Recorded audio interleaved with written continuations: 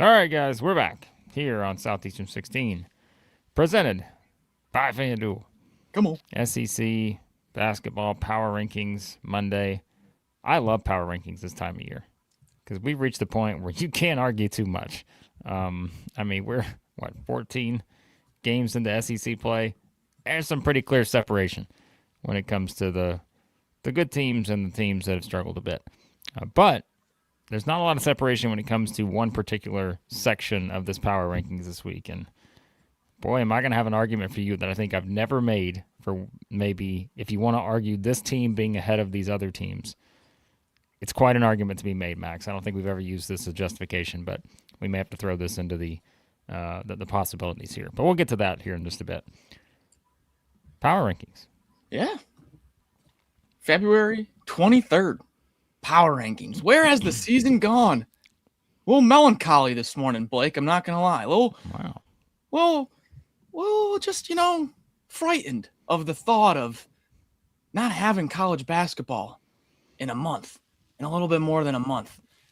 How's the weather in Nashville? Right now, I can't see more than about 20 feet. It's a full-blown blizzard, full-blown travel ban. I'm not even allowed to leave my apartment right now, and I'm not complaining because I'm like, all right, I got SEC hoops to talk about, so I wouldn't be doing anything anyways. But crazy morning here. Yeah, there's some snow coming down here, but like just randomly, like not even in the forecast, just a little random snow. Meanwhile, you're just in a blizzard. So there you have it. It's Farch, as Sean said. It'll do it to you. All right, let's get into the power rankings. And remember, as always, do us a favor. Hit that like button if you're watching. If you enjoy some SEC basketball, if you're excited for Farch, March, whatever you're excited for, hit that like button. And, let's jump into the power rankings. And we're not going to spend a lot of time here, I think, on this. This may be the shortest set of power rankings we've done all season because I just think at this point there's not really much to argue here. So let's jump into it. Is Farch turning into like a Festivus for the rest of us? This might just be an ongoing thing now. Well, if you want to compare it to that, there's plenty of airing of the grievances in the chat on a daily basis, especially when it comes to power rankings. So it may be similar. So, all right, let's jump right in then. At number 16, we've had a little bit of a rotating door here at 16. The LSU Tigers 2-12 in conference play. Didn't think we were going to be saying that when we were talking about the Tigers in the non-conference, but they just have not been able to get over the hump lately. No Deaton Thomas, no Jalen Reed for most of the year, and just kind of a lost season here for the Tigers, Blake. Yeah, don't know how else to put it. It's 14-13, 2-12 in the SEC, and kind of a lost season. I guess they could, win a few games here down the stretch at Ole Miss, home against Oklahoma this week, then at Auburn, home against A&M. But, I think the biggest question regarding LSU will be the future of the program, and we'll see what kind of decisions are made there after the season. Yeah, they've got a Wednesday game at Ole Miss and then a Saturday game home against Oklahoma this next week. So, I don't know. Not the worst setup there, but what are you going to do? At number 15, I just mentioned them. Ole Miss comes in at number 15. They have not won a game since January 17th. Quite the slide here for Chris Beard, Malik Dia, and company. I guess another lost season here at the bottom of the power rankings at this point in the season. There was a lot of promise about Ole Miss before the season started. Had some big time transfers like AJ Storr, got Camerdine, the international. Thought you're going to have that positional size there, leading the Mark Adams defense, but just hasn't panned out here for the Rebels. Yeah, it's wild to think like they were 3-2 in the SEC at one point, and we had them in the probably top half of the league, and they've not won since then. So it's just wild to consider this is where we're at right now. But there's a chance to get off the schneid here. They do host LSU on Wednesday, so game of the year there on Wednesday. All right, keep on moving up. 14, South Carolina. On Tuesday, they host the Cats of Kentucky. Only projected to be about a 5 or 6 point underdog there for the Gamecocks. Have a little bit of an opportunity to play spoiler here. They're coming off of the Saturday home win against Mississippi State. Still 2 home games remaining for South Carolina against the Cats and the Vols. So South Carolina, we've kind of been saying all year, they just have been a support piece or two away from being able to knock off some big teams there. Michi Johnson's been incredible. The rest of the team has not had the consistency there. South Carolina comes in at number 14. Yeah, I think it's just the consistency just hasn't been there. Like you've got, if you look at all their SEC games, there's just such a variety of kind of ranges of how these things have played out. You know, you have like 3 blowouts: Arkansas, Florida, Missouri. You've got some of those kind of like middle ground type games where it's like you lose by 14 at Alabama, 14 at Florida. All things considered, not terrible.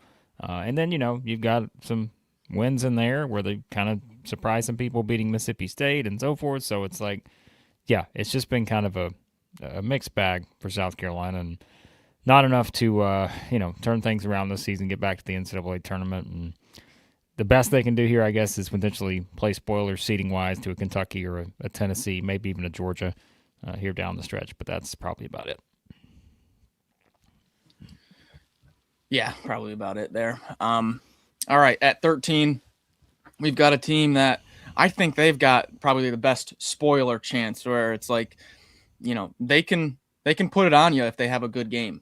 And that's Oklahoma, where the defense has not been there consistently. But man, in February, the offense has been pretty dang good. If you do like some Torvik filtering, you're going to get Oklahoma with an offensive efficiency probably like top 25 in the nation over the last few weeks. They can knock down some shots, just haven't been able to defend at a consistent level. Beat Vanderbilt and Georgia the last 2 Saturdays, but then turn around here this week, Blake. Bad game at Tennessee, 89-66, and then the home loss in a tight one, 75-71 against Texas A&M. Oklahoma here on the way out, 2 home games against Auburn and Missouri, 2 teams that are fighting on the bubble.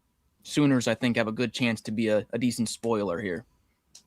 So you're saying Oklahoma struggles a little bit defensively, Max? Are you saying that may be a theme in the SEC right now?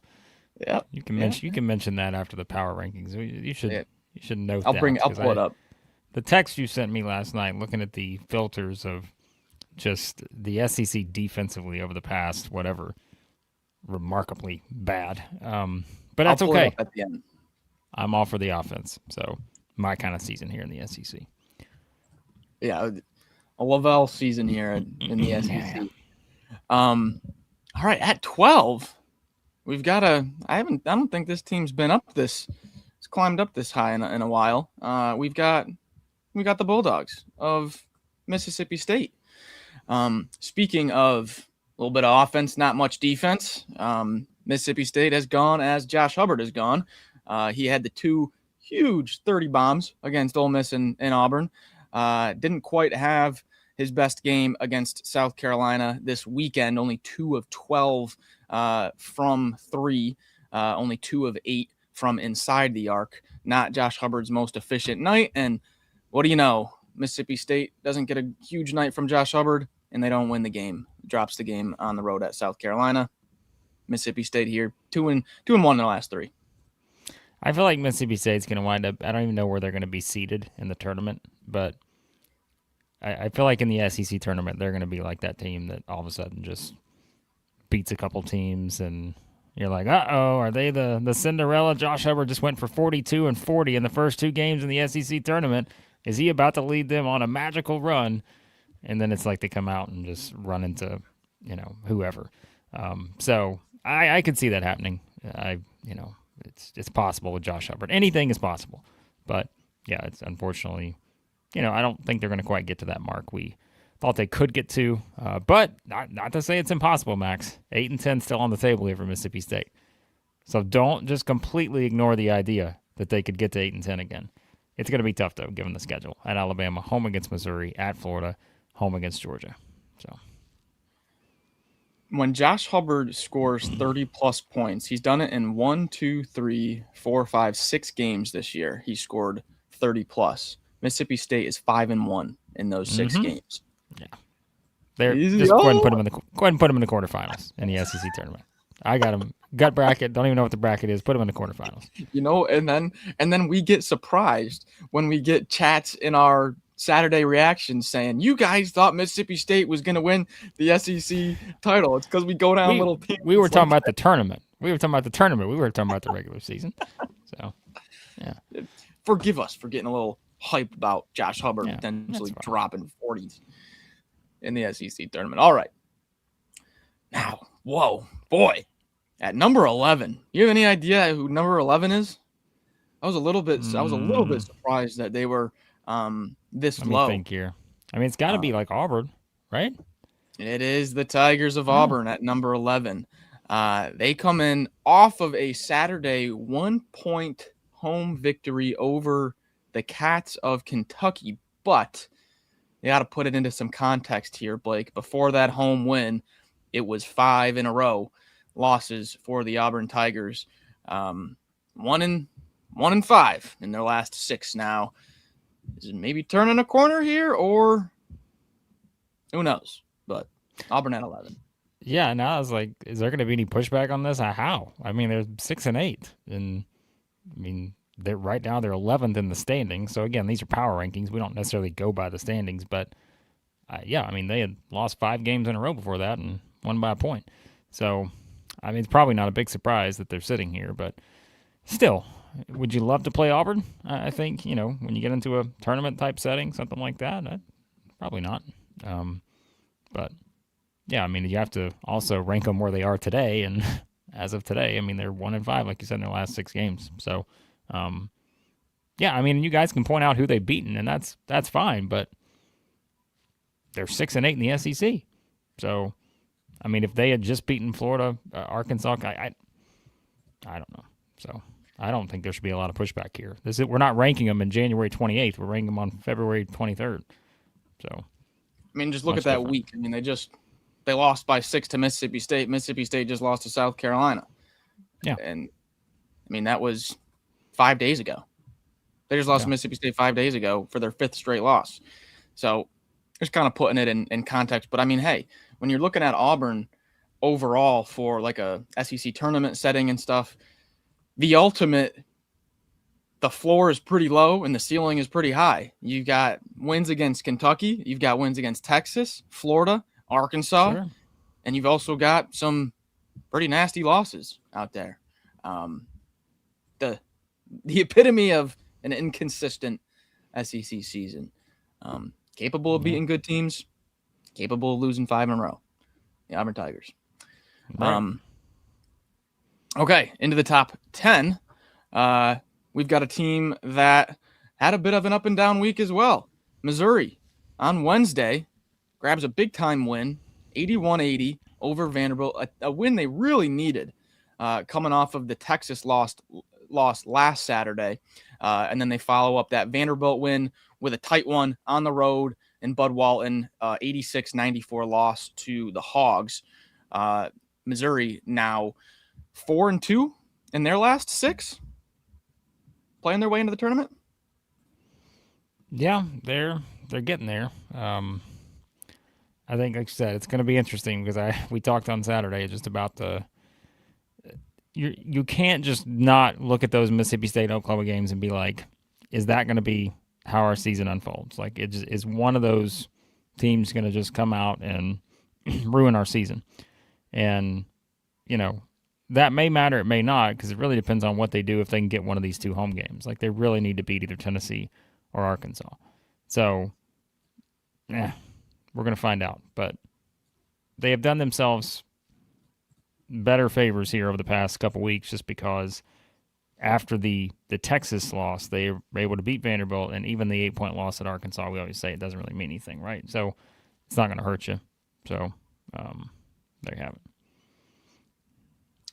Yeah, and it's kind of – Missouri is like the ultimate tough team to rank right now because their last 2 wins have been by a combined 2 points. They won by 1 point against A&M, 1 point against Vanderbilt. And the home loss against Texas is really what kind of – because, the difference between a Missouri, a Georgia, a Texas, an A&M, a Kentucky, like these teams on a neutral floor, the spread's going to be a basket. Got pretty much all of them. They're all pretty close in the analytics full season. By the way, but I know people are still arguing Auburn in the chat, but like I just said it, guys, like they're 11th in the SEC standings. So it's like we're not. I don't feel like our rankings have gone out on a limb here by putting Auburn in 11.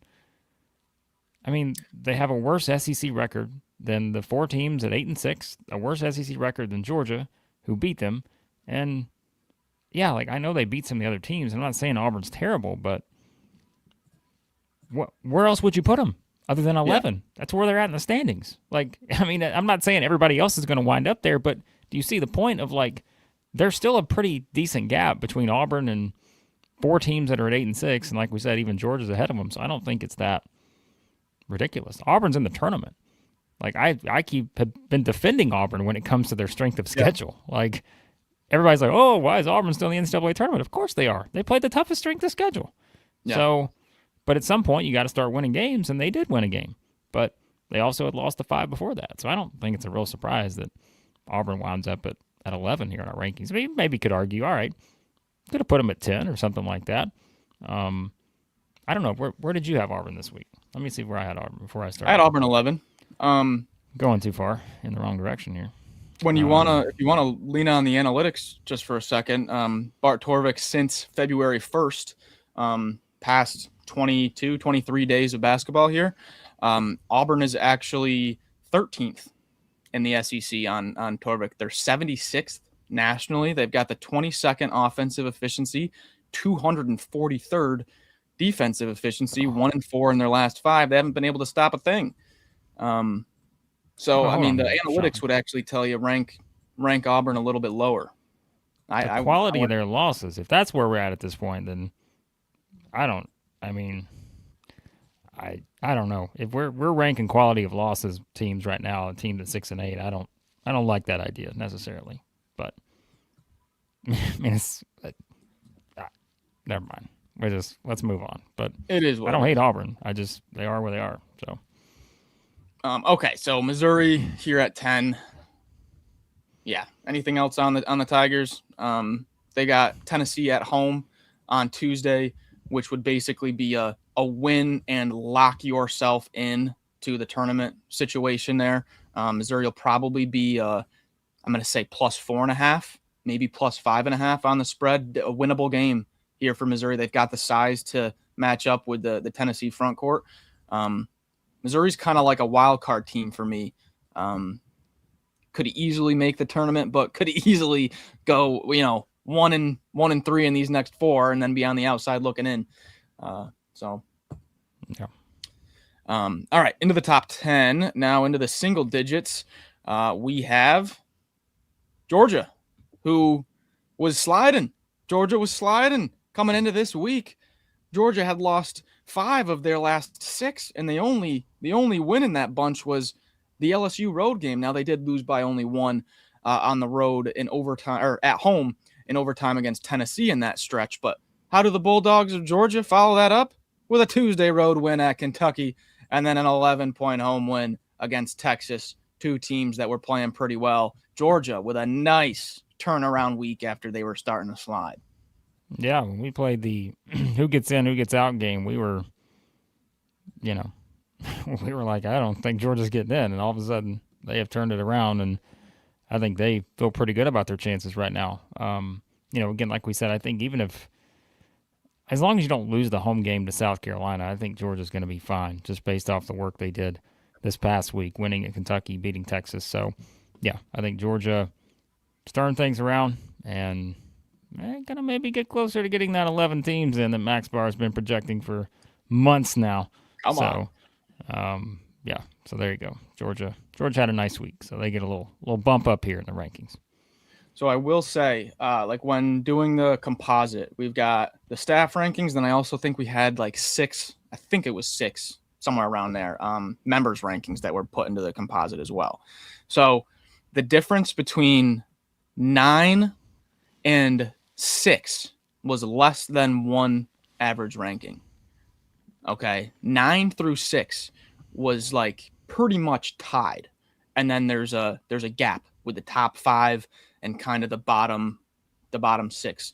So when we go through like the different, we're going to get to 7 and 6, and don't be like, wow, how is Georgia 3 teams behind them? The way the composite shook out, these teams are all scrunched right next to each other. Very hard to separate. And at number 8, we have, and this is number 8 is 0.03 above of Georgia here. Texas A&M comes in at number 8, scrunched into this middle group. The Aggies have had an up and down SEC season. They ran out of gas there in early February.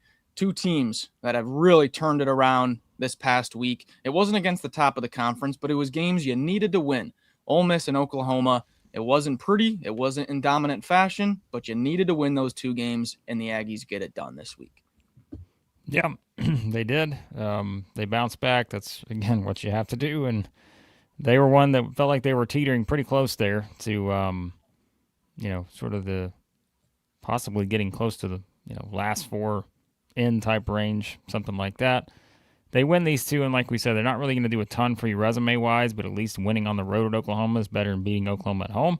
And now, really you don't have just bad loss potential except for that last game at LSU, which, keep in mind, we know LSU is ranked 16th in our power rankings, but guess what? Believe it or not, the NCAA Tournament Committee does not look at our power rankings when they actually start making an NCAA tournament field. So LSU's metrics are still not as bad as you would think they would be for a team that is where they are. So even that loss for Texas A&M, I wouldn't suggest it. I don't think it's a good idea, but it wouldn't probably just completely ruin their chances either, unless, they were to just lose these next 3 or something, then all of a sudden maybe you're having a different discussion. So, yeah, the Aggies were sneaking towards that bubble, but after 2 straight wins, Torvik gives the Aggies a 97.4% chance to grab an at-large bid. So that was big time for the Texas A&M tournament hopes to just stop that slide there. So, all right, now in the composite, it's like 0.1. Like, you could probably argue maybe even Georgia ahead of this team based on the last result. 7 is Texas. And now I'm telling you guys, there's literally, like, I could have put it as a tie in the rankings, how close they are. Texas comes off a 5-game winning streak. Now, it was very impressive to win 5 in a row in this league. However, when you widen the lens a little bit, Oklahoma, South Carolina, Ole Miss, Missouri, and LSU, all teams that we've talked about so far in the power rankings already. And then on Saturday, big time game at Georgia. It was almost a pick'em on the spread, and Georgia comes away with a 91-80 victory. Texas couldn't get the defensive stops. Kind of a theme here in the league, but still, Texas playing pretty well. Yeah, and that's the thing, right? It's like, 4 of their 5 wins during that stretch came against the 4 teams at the bottom of the rankings this week. Right. So, right. Which, there's nothing wrong with that. It's nice to win games. But yeah, I think it's just, remember, it's a composite ranking. It does kind of put the full picture in a little bit, but you're also, again, having a little bit more of a recency play into it as well. So, again, it's a composite ranking. We can't always decide what other staff members, what our MVPs and legends are going to vote, but this is just kind of a mix of teams that argue whatever you want to argue. It doesn't really matter. They're all in a similar spot, and they're not up at Florida's level, but they're kind of ahead of this other pack of teams that has been a little bit more inconsistent. So, yeah. Yeah, and then this last team here, number 6, is like the last team of this little group that was so close, all within 1. The composite rankings has Georgia as an average of 8.3, and this team as 7.35.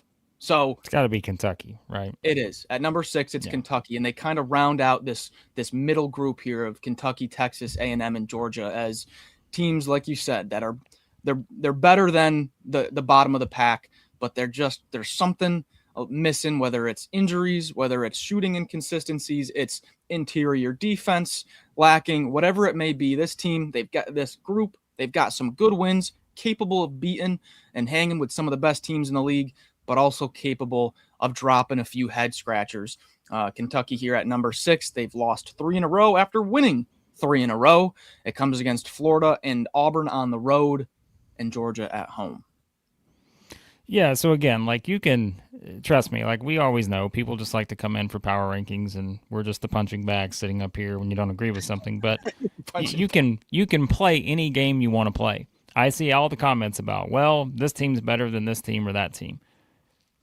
How many people have won at Tennessee and at Arkansas this season who we've not gotten to yet in the SEC? So like we can hear about all the wins for other teams and all this other stuff, but like that still is something that's going to play into people's rankings, right? So I don't know where everybody else voted, but I could see why that they wound up still being here despite losing 3 in a row. So they have wins at Tennessee, at Arkansas. They've beaten Tennessee at home. They beat Texas, the team right behind them. Yes, they lost at Auburn by a point. They lost at Florida by 9. They lost at Georgia, which was a very kind of head-scratching loss.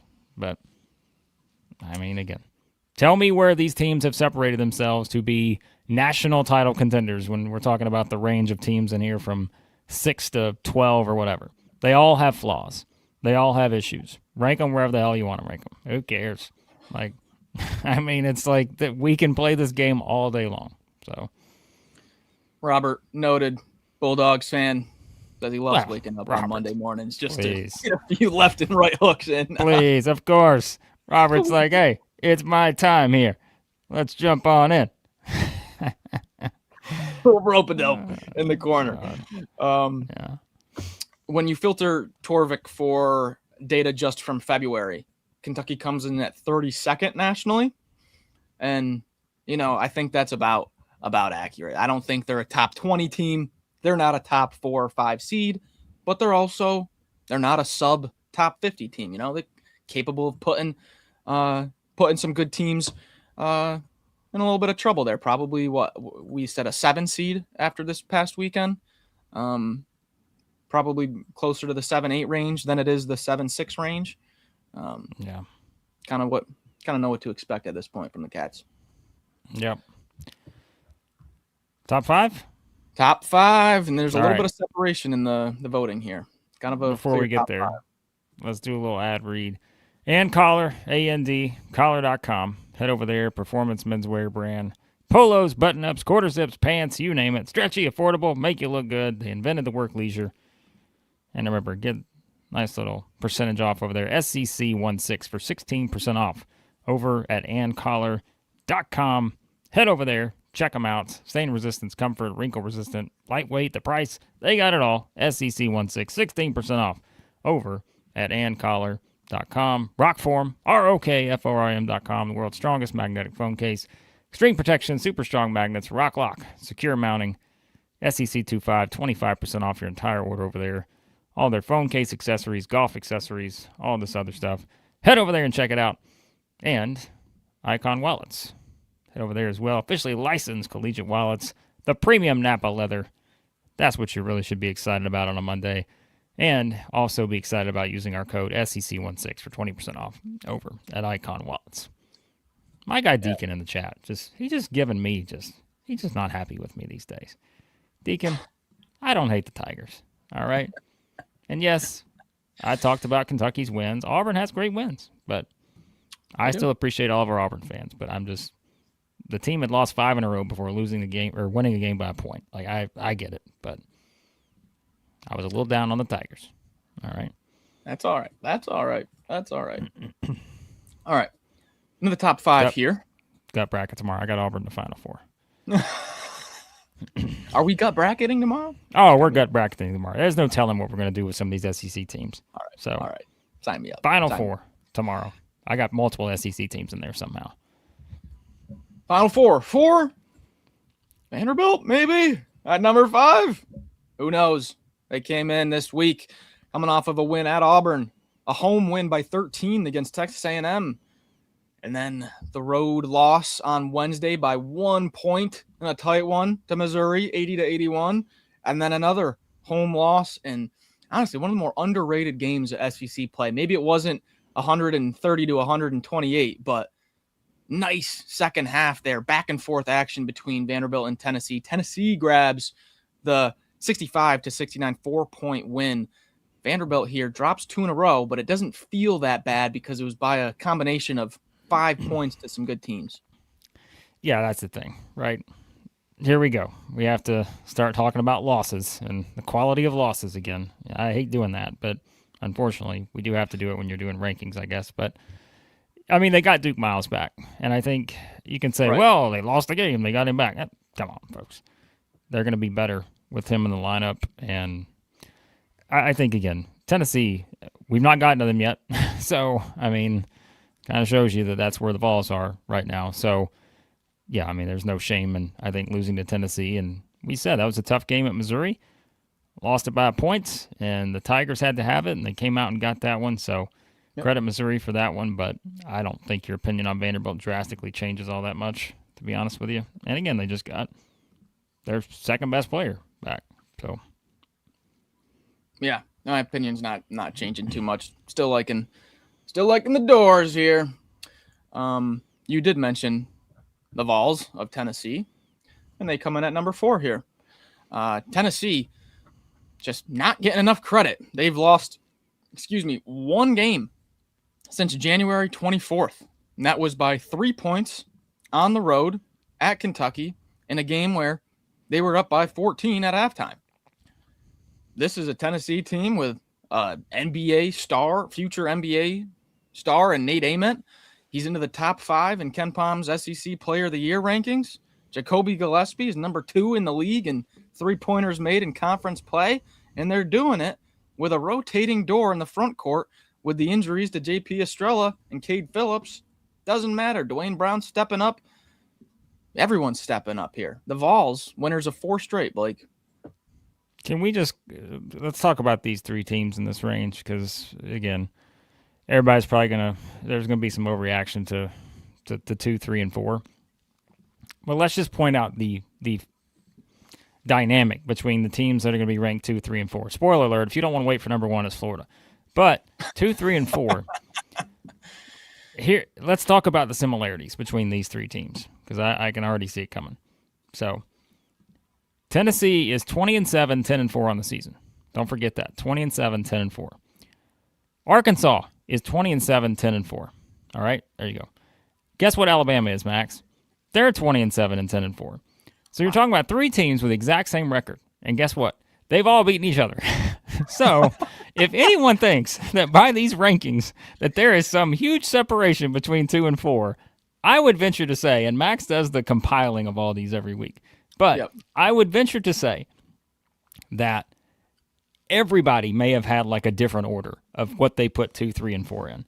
So I'm assuming that the votes were all over the place for 2, 3, and 4 here. But that just kind of shows you that's where we are with these teams. Like, I'm even looking at the metrics here. They're all pretty similar. Yep. I mean, Ken Palm has Tennessee at 14, Arkansas at 17, Alabama at 20. I don't know what Torvik has. I don't know what everybody else has.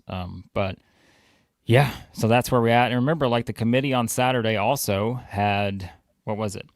They had Vanderbilt, of course, ahead, but that would probably change. But they had Alabama and Arkansas as the next 2 teams up after the cutoff. So they didn't mention Tennessee. So, I guess from the committee standpoint, this may be how they would still have it ordered, although Tennessee won at Vanderbilt. So would they have jumped one of those teams? We don't know. But just I wanted to throw that out there quickly because I don't really care what order you rank these 3 in, because I think there's not much of a gap here given all of that. So. Yeah, so here's the composite number. So Vanderbilt at 5, their average composite was 5.17. Tennessee was 3.2.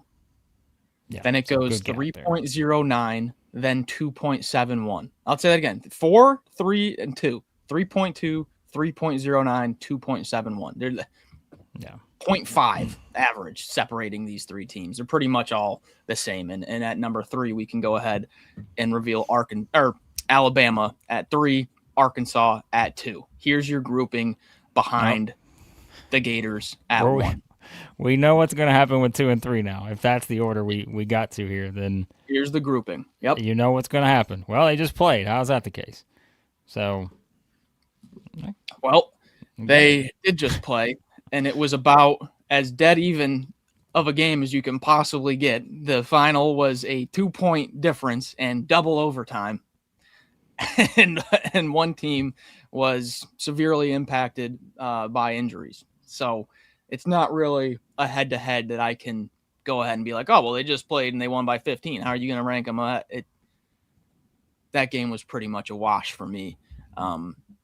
Two teams that are playing some of their best basketball right now. Alabama, post Bediako fiasco, has been humming. The lowest point total they've had since that Florida road game is 89 points in a win at home against South Carolina. The offense has been the Alabama offense. And for Arkansas, I mean, geez, we've seen it lately. Acuff has been the SEC player of the year. They've been dealing with the Carter Knox injury, the Isaiah Sealy injury, and it hasn't really mattered. Both these two teams have been so much fun to watch lately. Yeah, I would understand if Alabama fans are going to push back a little bit on having Arkansas ahead.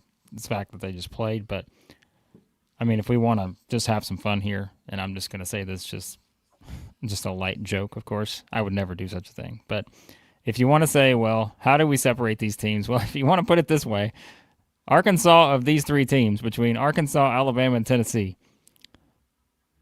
the only team that has not lost by 20 to Florida yet of that group. So we'll see what happens on Saturday. But if you want to have a separator, Tennessee and Alabama both got beat by Florida by a pretty wide margin. Arkansas has not done that yet, but they haven't played yet. That'll happen on Saturday. So there you go. If Arkansas fans want to do that. So, all right. Florida's number one. They're the best team in the SEC. Yeah. I don't know what else to say. Yeah. The end. Yeah. There you go. Florida, what was the stat? I think I saw a stat that said something about they were the only team. Yeah, okay. So, oh, darn it. I lost it. But it was something about they've won 3 straight road games by 19 plus. And they're the first team since some unreal. It's been years since it's happened. 3 straight road games by 19 points. They're just destroying teams. And then another stat I had that was pretty cool. This one's from Denver Parlor on Twitter. Over the last 30 years of Florida basketball, Anthony Roberson and Chandler Parsons were the only Gators with 24 or more points, 6 or more assists, and 1 or fewer turnovers in a game. Condon's done it 2 times in February. Mm-hmm. I didn't mention Thomas Hall. I didn't mention Ruben Chinyelu. That's just Condon. So Florida's been unbelievable. I think Arkansas, Alabama, and Tennessee for me are all teams where I'm like, all right, I'm liking what's going on here in February. The good teams that make runs in March, they start playing better in this month. And depending on the path, I could have these teams winning only 1 game in March, or I could have these teams making a beeline for the Elite 8. It depends. But that's kind of the Arkansas, Alabama, Tennessee grouping for me. Teams good enough, but also if they get that bad matchup, could be scary. But none of them are touching Florida right now. Yeah. What about Big Gator EJ? He's on to it. He said Blake Barr is setting up 1 versus 2 just for the ratings on Saturday. If only we had that much pull in our own rankings, but we don't, because we do allow our MVPs and legends to vote here. Again, our entire staff votes as well here in our power rankings. So, as we said, we just are the ones who are up front taking the punching bag haymakers on Monday for it. So we appreciate all you guys who just decide to throw them at us. What else Big Gator EJ got here? That's what we're here for. $5 super chat. The Streak Alive says also, again, don't put it on us. We're not the ones who necessarily put Arkansas to set up the 1 versus 2. And again, yeah, Big Gator EJ just says he's on to the vote here. So there you go. But, I think I did 1 Florida, 2 Alabama, 3 Arkansas, 4 Tennessee, 5 Vanderbilt. That was my top 5. But I have no. The analytics would have Tennessee ahead in the group. As we said, if you just joined in, remember, all teams have the same record between those 3. All have the same SEC record. They've all beaten each other. So, there's just not a lot usually you can turn to when it comes to the tiebreakers. But, yeah, I mean, the analytics would have Tennessee ahead of the other 2. Yeah. For the season. Now, again, you're always going to get a little recency bias in power rankings. It's inevitable. So, Right. But maybe more people were impressed by Arkansas losing in double overtime and Darius Acuff perhaps wrapping up the SEC Player of the Year award than they were just, ho-hum, Alabama just won again. They've now won 6 in a row. I'm telling you guys, they're going to win the next one on Wednesday. And if Florida were to slip up on Saturday somehow, you never know with the tie. So, does Alabama have the quietest 6-game win streak this year in SEC play? I mean, we predicted it. But flat out said there's a good chance they're going to win 6 in a row here. Right after the Florida game, if you want to go back, I've said a lot of ridiculous things on these airwaves this year.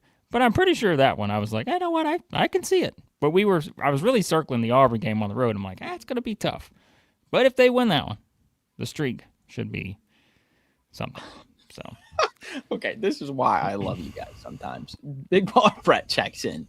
Good morning. 41 minutes late, and he's just announcing that he's starting a Mike Nwoko to Alabama agenda. This is why I love some of you guys.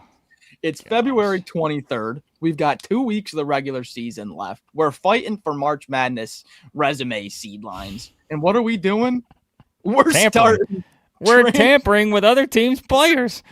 Just because you see LSU ranked at 16 in the power rankings doesn't mean you can start taking their players. What is going on here? Big Baller Brett, you have got the Charles Bediako thing hanging over the tide this year, and you're already going to get people pissed off because you're over here trying to take players from other teams. What's going on in Tuscaloosa? Come on. And then Sean coming in. Mike Nwoko has Xavier Lee's agent. Nwoko's going to Florida. Now Florida doesn't need any more help. They don't need another player in the front court, okay? They can't just roll the ball out and have Tommy H running the point and all the front court guys. Can you imagine if Florida just runs out a lineup of 6'8", 6'10", 6'10", 7 foot? Put the 7'9" guy in there. Put him in there too. We'll have the tallest team in the history of the sport. So we got Cats fans throwing out, do whatever you got to do to keep Malachi Moreno. Throw it out there. We're not even done with the regular season left, and we're already talking off-season portal. Just means more here, folks. Just means more. I'll tell you who else it means more to. Josh is here. $10 super chat. America's weatherman. He forecasted the snow. I have no doubt. He's not a fan of our guy Joey Brackets. Arkansas, he said, one of the next teams in line for the 4th seed on Saturday. The committee did say that. The committee chair did say Arkansas was the next in line, and Alabama. Yeah. Where does Joe have them now? Almost at a 6th seed this morning. I haven't even looked at the bracket, so I couldn't tell you. So crazy. No idea. If that's the case, then I don't think Arkansas would be sliding that much. They beat Missouri on Saturday and lost by 2 in double overtime at Alabama. So don't think that would be the case. All right. Josh checked in here. $5 super chat. Who's a bad matchup for Tennessee? Not a guard-oriented team like Alabama or Vandy. Not a front court heavy team. I like how we match up in March. Yeah, I don't see how you couldn't feel that way right now with the way Tennessee's playing.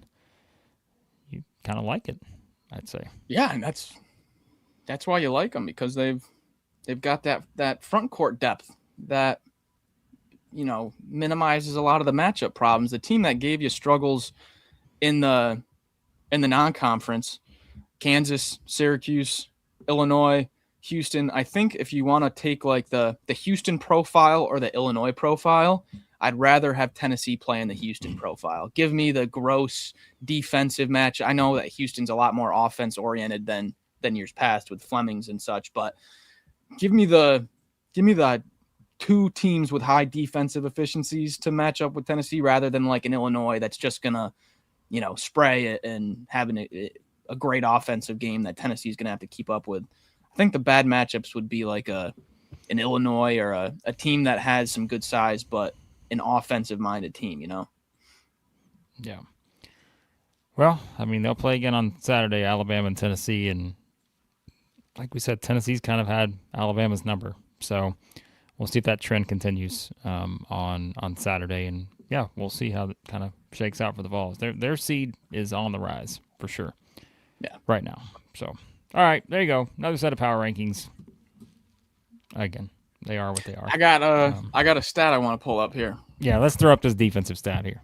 This is a separator for some teams. I'll tell you that. So. Okay, so I'm gonna throw up two. I'll do one at a time. Two screenshots here from Bart Torvik. Now this is defense. This is from February 1st until today. So here is the data from February 1st. I'll drop this overlay.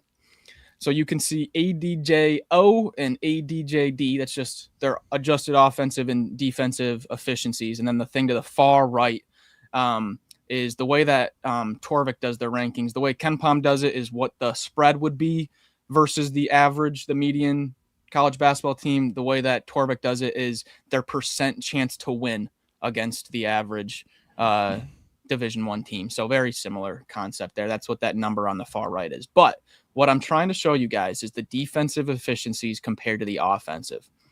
Look at how many teams are in the tops of the country in adjusted offensive efficiency. I mean, you're looking at Arkansas with the 3rd, Missouri with 11th, Alabama with 10th, Oklahoma 4th, Texas 8th, Georgia 12th. You got a bunch of teams there between, 15 to 40. The defensive efficiency, there's only 2 teams in the top 25. That's Tennessee and Florida. Only 2 teams in the top 40. That is brutal.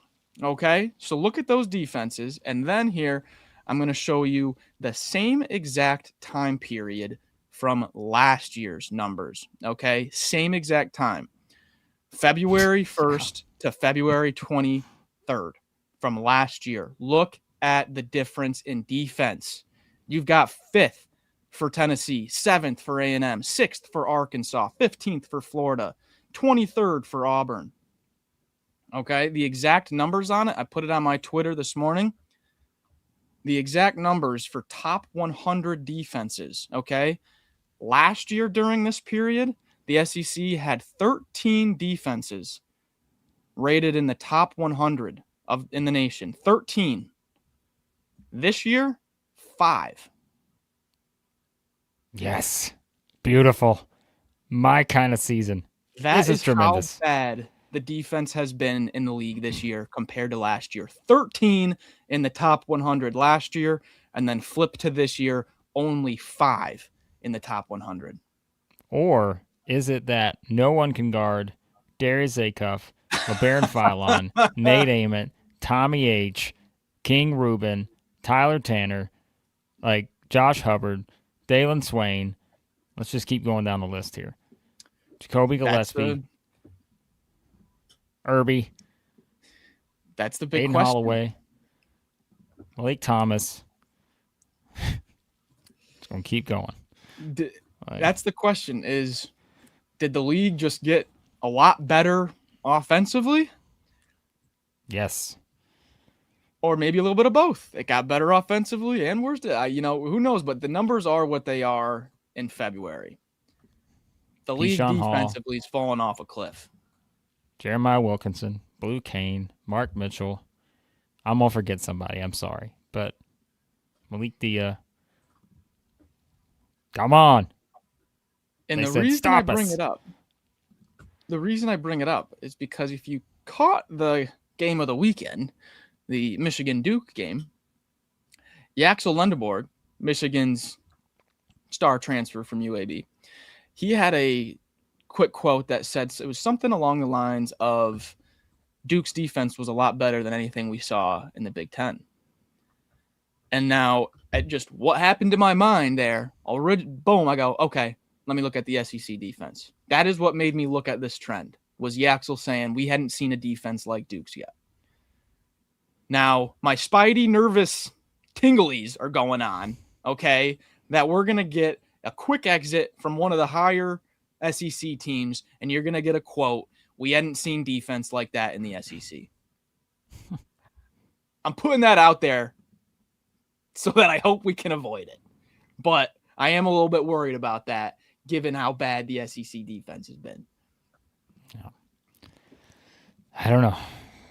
It's I love my offense, but there have been some less than desirable defensive performances this year, to say the least. Just something to monitor. Just something to monitor. I'm okay with high-scoring games. I can remember Tennessee and Ole Miss several years ago playing, 50 to 48 games, and so I don't know. What, you don't like Texas A&M No, beaming it off the backboard and getting 14 offensive rebounds? no, I don't at all. How's that working out this year for another team? $10 super chat from Big Gator EJ. Can we get an updated SEC Player of the Year and SEC Coach of the Year top 3 rankings off the top of our heads? All right, let me give you the Ken Palm All SEC team. You ready for this? Number 1, Darius Acuff. Number 2, Tyler Tanner. 3, LeBaron Philon. 4, Nate Ament. 5, Tommy H. That's a hell of a first team right there. But yet, there are still guys you should be arguing to join that, I think. I mean, here's the thing. Mississippi State's 5-9, and like Josh Hubbard's, I'm looking at this guy and I'm like, on what planet is this guy not a first team All SEC in pretty much any other conference? But I'll give you mine. SEC Player of the Year, Darius Acuff. SEC Coach of the Year. Updated rankings. That's a tougher one. I forgot. I mean, it's either Todd Golden or Bucky. It's one of the two right now. So may just depend on how the season finishes, to be honest with you. But as of right now, it's one of those two. So. Player of the Year, I'll go Acuff, Philon, one of the 3 Florida bigs. Take your pick. That's right. I didn't even mention Alex Condon on the list. Of course, he's on there too. Whatever one had the better game the last Saturday of the season. And then Coach of the Year, probably that 3 of Golden, Bucky, Byington, maybe. Bucky's gonna, if Bucky finishes, guys, I know everybody's saying Bucky's fading. They're 9-5. Like, they're in 5th in the SEC. So, I mean, they're not what they were a month ago, maybe, but they're still 9-5 in the SEC. If I had to do, they're one game out of being in a tie with Tennessee, Arkansas, and Alabama somehow, like in some kind of weird tiebreaker universe. So, I mean, he's not going anywhere unless they were to just, which they could. They got a tough schedule. But as of right now, I'm not saying I'm predicting this to be the winner, but as of right now, he's absolutely going to be one of the top 2. So, yeah, based on where they were picked, he's going to be in there. If you had to make a pick right now for Coach, who would you go with? I would go with Golden.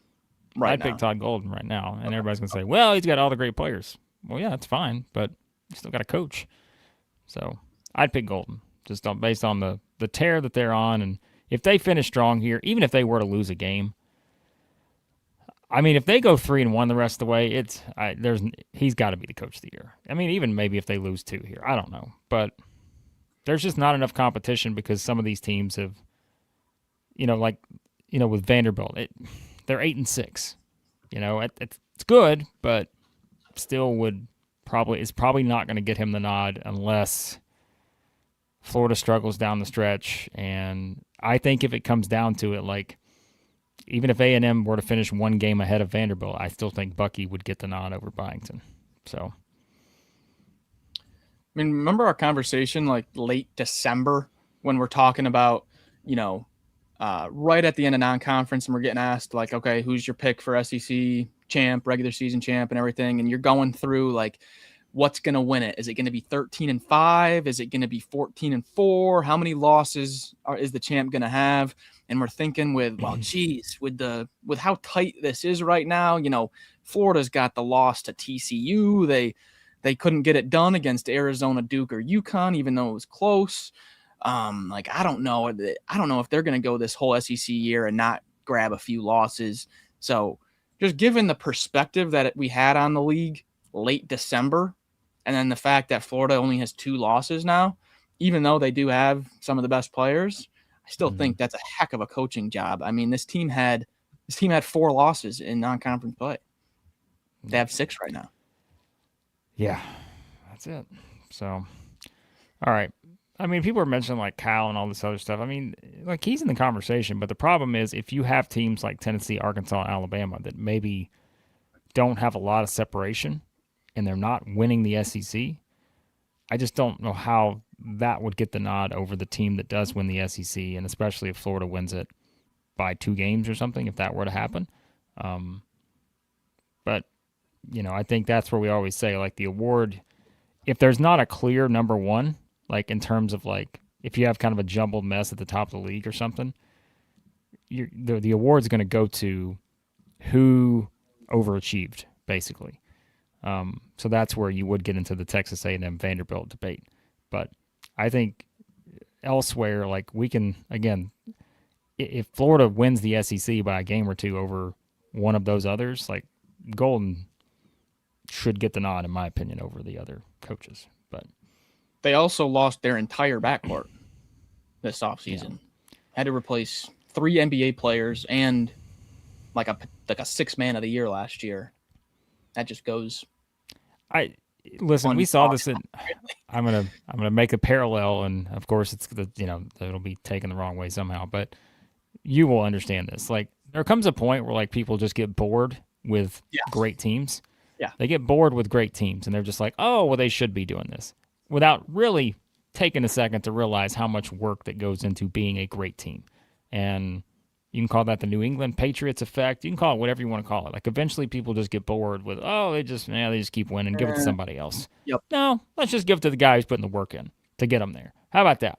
So I think if Florida wins the SEC in, dominant fashion, Todd Golden should be the coach of the year. So, period. I don't care that other teams overachieve. Let's reward, the team that actually beat the league and won it by whatever. So, and look at what they did to other teams at the top. Like 177 against Alabama. Right. 91-67 against Tennessee. Like, yeah, they had the 4-point against Vandy, the loss to Auburn, but like they're crushing teams in the top. Yeah, like I'm half joking about the separator with Arkansas, but I'm like, we've seen Florida do this to Tennessee and Alabama. Would they do it today? I don't know if they'd beat them both by that today, but I've seen them play, and that's happened. So I'm like, that's going to factor in maybe for some people. So I don't know. Yeah. All right, let's get to some super chats here, and we got to get out of here to go do predictions. I don't know, you got to catch up. I don't even know where we're at this point. Where I don't even know where we're at. You're laughing at something. We've got 3 super chats here. $5 super chat from Josh.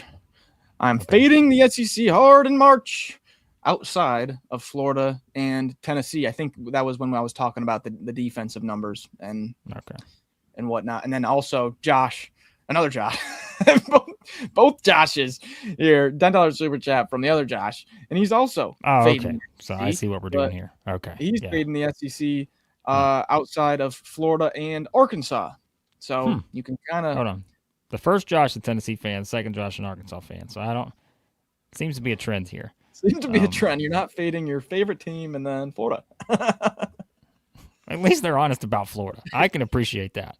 So that I appreciate with everyone right now. Well, not everyone. For some reason, there are some people who still aren't buying the Gators, but chomped on out of here with that. But Jeff's got a $5 super chat. 19 turnovers on the road and won by 19. Yeah. I mean, it's like we said it the other day. It's like how many teams going to have just a very sloppy game taking care of the ball and win by 19 on the road?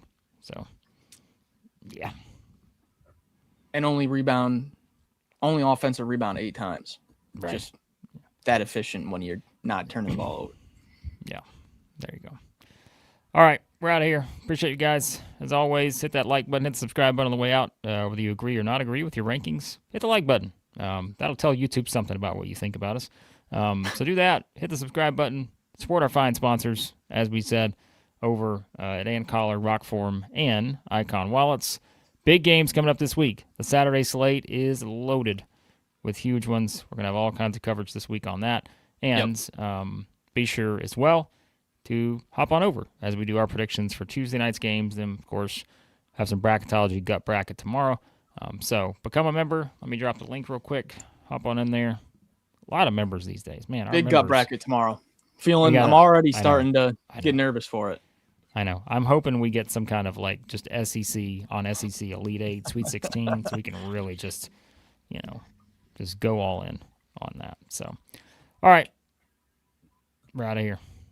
We appreciate you guys. Become a member. And if you're an MVP or legend, we'll talk to you shortly here as we go make our predictions. Thanks for watching. Talk to you soon at Southeastern 16, presented by FanDuel.